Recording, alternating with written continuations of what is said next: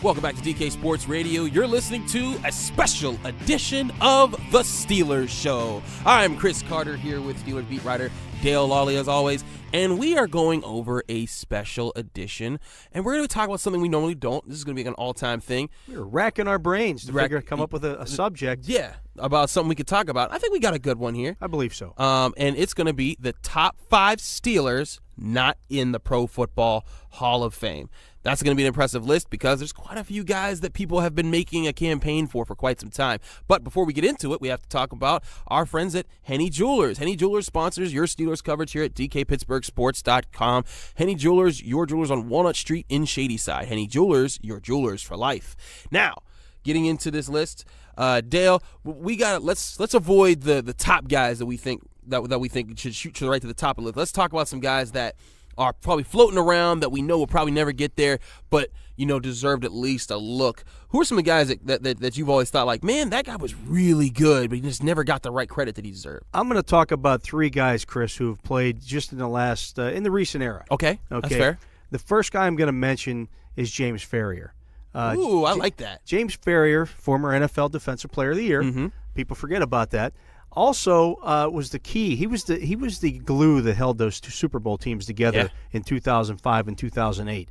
He was the guy that everybody on those teams followed. He was the defensive signal caller, but not only that, he was the guy who everybody in that locker room respected James Ferrier, and he was the leader of that team. I think he's a guy that you could certainly look at and say possible Hall of Fame career, 100 tackle guy every year. Despite playing in a 3-4 linebacker spot where you got to kind of share the tackles with the other inside linebacker. Another guy that I would mention, again, these are contemporary guys, and the next 2 guys I'm going to mention are both currently on the Steelers coaching staff. Okay. Joey Porter. All right. 99 career sacks. I think if Joey 99, Porter, geez, if he has one more career sack, he's officially on that list. He's in triple digits, and I think he gets more of a look than what he's going to get or will ever get. Okay. The other guy is Carnell Lake. He's one he's on my list. I've always said about Carnell Lake, if he had better hands, he's in the Hall of Fame. Right. Because he just didn't have the interception numbers that you'd like to see from a player at the safety position, but he did everything well.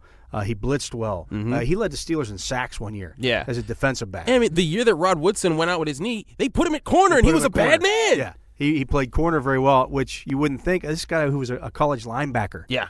Playing cornerback in the NFL. Right, that's ridiculous. So he was a difference maker, played for a long time, but just couldn't catch. I can think of numerous instances where Carnell would get a ball thrown right at him and just drop it. And I've told him that to his face before. I said, if you could have caught. You could have caught a few more. Does he laugh at that? Does he laugh at that? Okay. I mean, he's a really good guy as well. That's good to know. I think those are 3 guys from the contemporary era that I look at and say, yeah, those 3 guys could definitely be in. One guy from the Super Bowl teams, and this is going back into the 70s, a guy that everybody on those teams talks about being a guy who should be in the Hall of Fame, who never gets mentioned in that, is Larry Brown. Ooh, okay. You talk to Tunch Ilkin, you talk to Craig Wolfley, you talk to any of the old linemen who were on those teams, Moon Mullins, all those guys. He was their best lineman. He was the guy that just dominated people. He was their best. Over Mike Webster. There are guys who think he was better than Mike Webster. Get out of here. Mike Webster was a great player, but everybody on that team points to the guy that they call Boss Brown. Okay. As being the guy that they think he was deserving of Hall of Fame honors. My high school coach, Don Schmidt, I know I made a mistake when we got our first practice gear, and I got a practice jersey that had the number 52 on it, and everywhere I went, he said, that's the greatest center of all time, you're wearing his number. And I was like, oh, God, I picked the wrong number. And everywhere I went, Mike Webster. And then I was a center for a few years, so I was like, oh, this is great.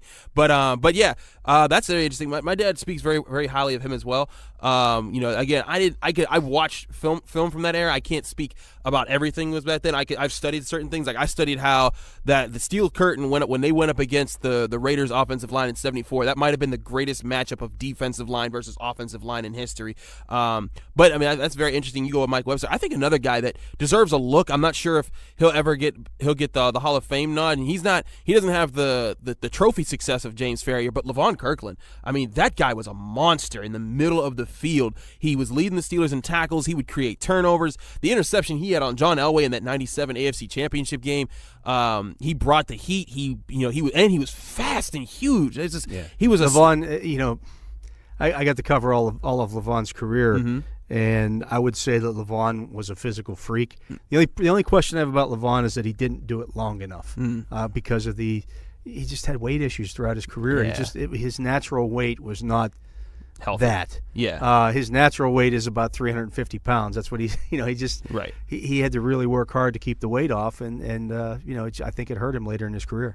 Well, you certainly saw him taper off after a while. He was a great, but I agree with you on James Ferrier. I mean, I think he's one of the most unsung heroes of that era. He just happened to play in the same era as Ray Lewis, Brian Urlacher, guys that made the huge hits and were the smack talkers. And I mean, James, there were several times I was like, man, that guy's filling in everywhere you go, and it's something that I think as Steelers fans they took for granted because you got, like you said, you got the Ray Lewises, and then Lawrence Timmons came in and took over, and he did a really good job. Another guy I think that from a recent eras, and you can check me on this if you don't think I'm accurate, but Casey Hampton. I mean, people talk about Vince Wilfork, and I think Vince Wilfork had a lot better numbers than Casey Hampton, but Hampton was just – he plugged up two guys almost every time he was on the field. Yeah, Casey was a great player and was really impactful on that defense. And if you talk to the linebackers on those teams, they would tell you that Casey deserves that kind of honor. I know they also liked Aaron Smith a lot. Of course, the trouble is that playing in that 3-4 system, you just weren't going to pile up the numbers that you would in a different defense. Yeah, like if he was if you're looking at a 4-3 defense like where Fletcher Cox and Aaron Donald are, they get more opportunity because there's more people to take. But Casey's job was to not be the guy with his number called. You wanted him to plug up the holes and let James Ferrier and whoever else, Larry Foote. As he once said, my job is to go left, my job is to go right. That's pretty much it.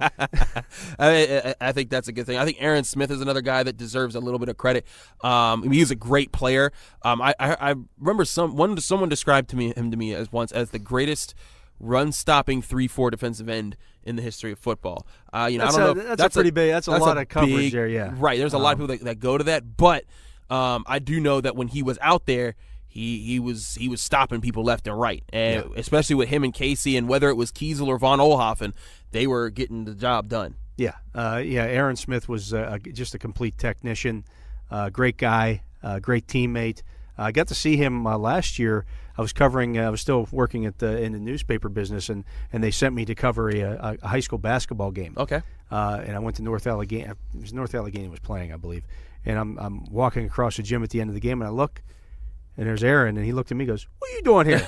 And so we stopped and chatted for a while. He's still living in the Pittsburgh area, kind of keeping a low profile, but great guy, great teammate, great player. I think that's really cool. Now, everyone at this point in time, we're recording this before the Hall of Fame vote.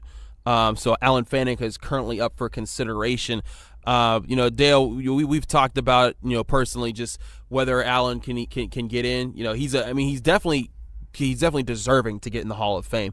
But it's just like right now, you got so many superstar players on the line right now. You got Ed Reed, you got Brian Dawkins, you got Terrell Owens, you got Randy Moss, all these huge names. And you talked about Steve Hutchinson, who another guard of the era. Tony Baselli's there. I forgot about Tony Baselli. Yeah. Position. Yeah. So it's a big class. It's a loaded class, and the tough thing for guards, especially. Is the name recognition, and the one thing that Faneca and Hutchinson both have in their factor for them is that they were considered the two best guys at their position, basically throughout the 90s and then into the 2000s. So I think they both deserve to get in. We'll see if either one does. It's tough again when you don't have the stats to go on, right? Like you do at running back or wide receiver or even the cornerback position. But that's another thing. Is like I feel like sometimes the picks just don't make sense to me.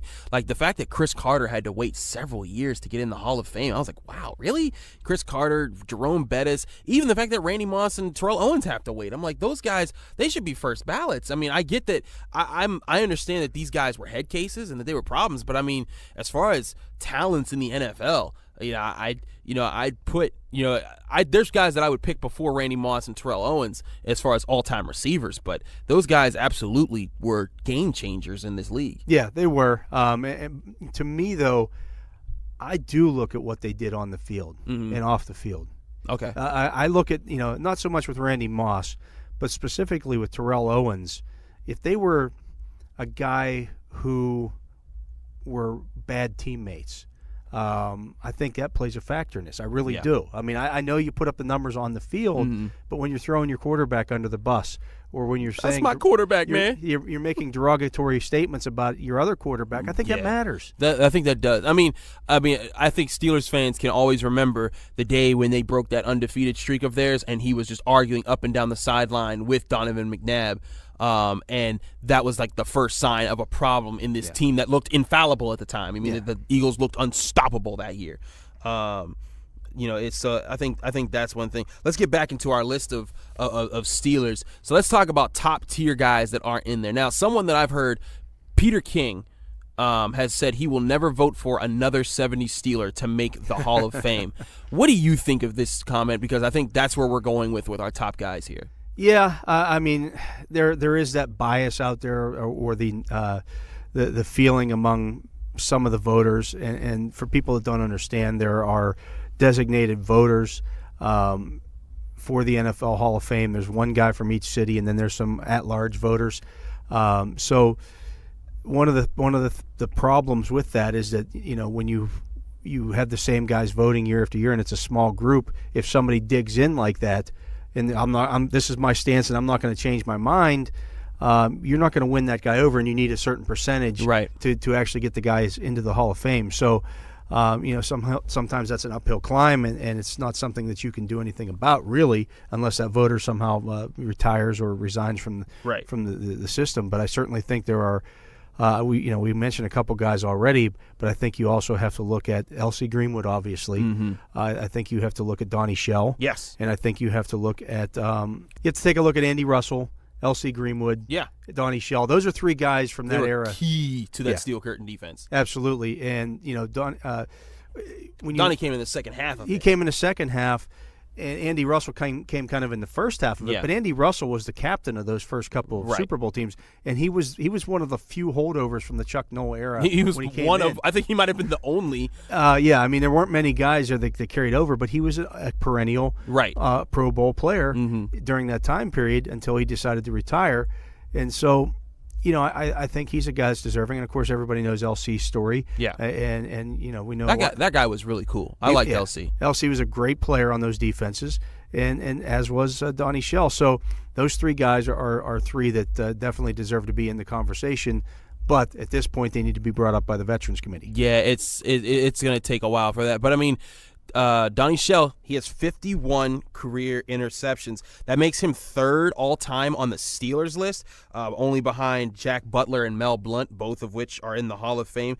He also has about 13 more than what Rod Woodson did for the team, but Rod Woodson also has the third most all-time in the NFL, so that's a different story. But when I'm looking at these guys and I'm seeing numbers here. Yeah, I see Donnie Shell. He has 51 career interceptions. That's 32nd all-time on the NFL interceptions list.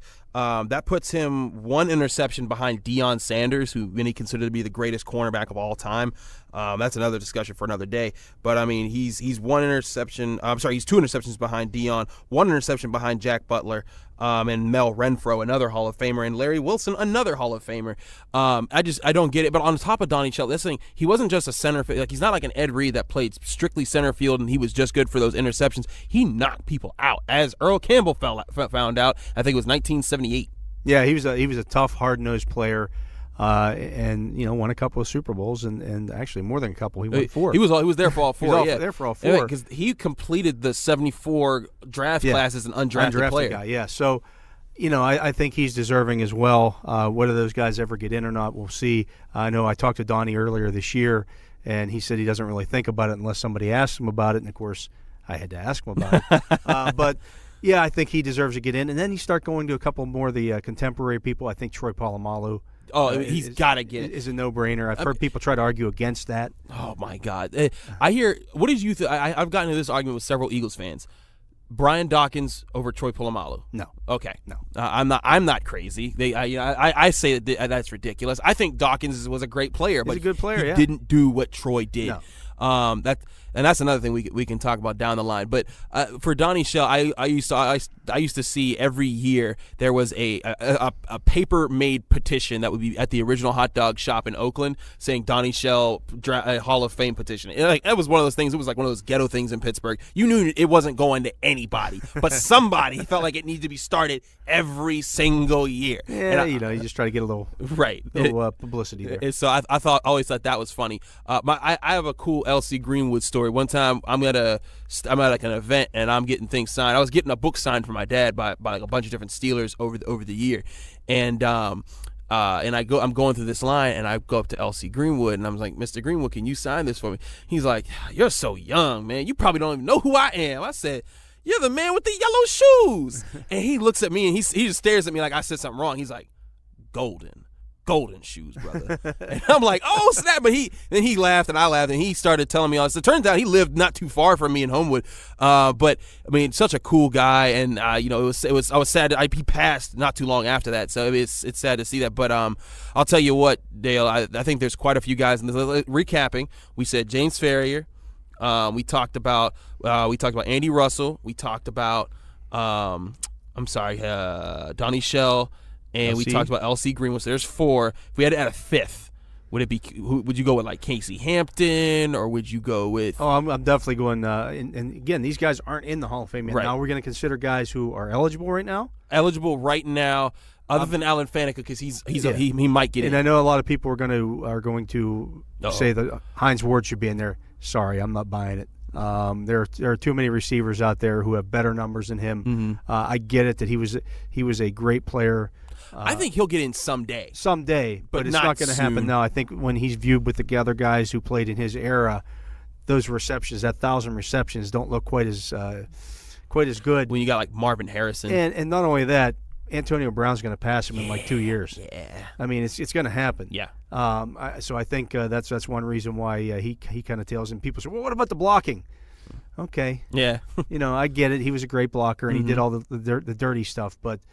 Not dirty stuff, but dirty work. But he was the janitor. He cleaned house. Yeah, and he's a great player. I don't see him as a Hall of Famer though. He's very good. Mm-hmm. Not a Hall of Famer. So who's your 5th? So I think my 5th would have to be. I think I'm looking at Palomalu's not eligible yet. No. Man, now you're putting it on me here. Man. We really didn't plan this out. No, we did not. No, this was a last minute decision, y'all. This is me coming up with an idea. Like I think Dale said Hall of Fame since the Hall of Fame comes on. I was like, guys, not in the Hall of Fame. We're like, that's an idea. So we're here talking about it. I think I would have to go. As much as it pains me, I think you look at Greg Lloyd a little bit. Oh, Greg Lloyd or Jason Gilden, or Joey Porter. Not Jason Gilden. Okay, not Jason Gilden. Okay, Jason Gilden was a good player, not a great player. I think that when I look at Greg Lloyd, he brought some of that nastiness to the early certainly did Bill Cowher defenses. Did things again, got the sacks, played in the second level, got interceptions, did all the little things. Just a ferocious player. I just don't know that he did it long enough. Yeah, that's the knock on him that he'll always have, is that he got hurt at the wrong time, and he just fizzled off. I guess I'd go with Joey Porter if I was picking a 5th, because the guy, he was a key part of that Super Bowl defense.